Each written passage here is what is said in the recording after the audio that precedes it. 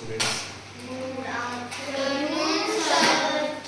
आज आपण एक महत्त्वाचा प्रश्न बघणार आहे जो आपल्याला स्कॉलरशिपच्या परीक्षेमध्ये विचारू शकतो.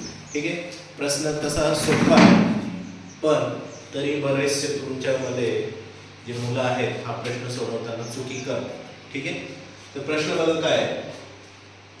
67 3m अधिक 2 15 ही संख्या 67,815 या 5 अंकी संख्या बरोबर आहे, तर m ची किंमत किती?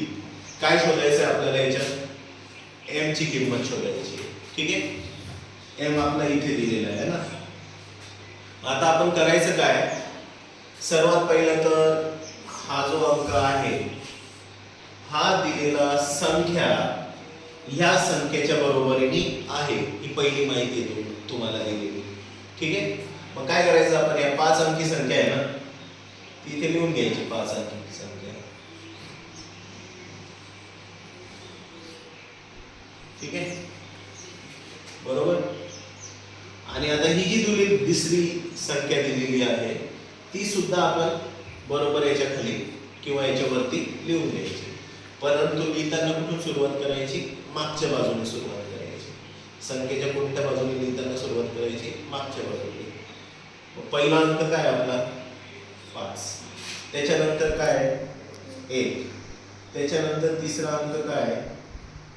3m अधिक 2 है ना.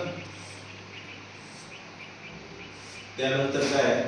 7 आणि शेवटचं काय? 5. कळलं? मग आता आपल्याला महत्त्वाचं काम काय होतं? m ची किंमत काढायची आहे ना. m कुठे आहे आपला? पहिला, दुसरा, तिसरा अंकावर आहे है ना. म्हणजे याचा अर्थ काय? आपलं काम फक्त याच्याशीच आहे. कळलं? कारण याला समान संख्या आहे ना, यांच्याशी आपल्याला काही एवढं घेणं देणं नाही. समजलं? मग आता करायचं काय आपण?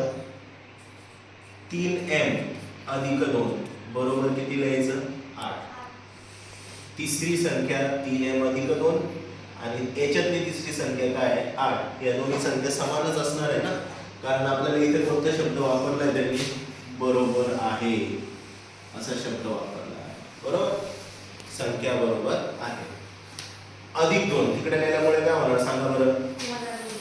अधिक 2 तिकडे नेल्यामुळे काय होणार? 8 वजा 2 किती येतात? 8 वजा 2 8 वजा 2 केल्यावर किती येतात?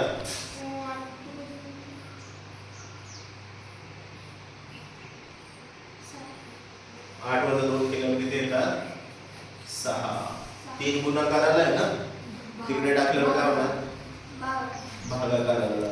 6 भागिले 3. 3 एक 3 3 दुने म्हणजेच m ची किंमत किती येते आपली?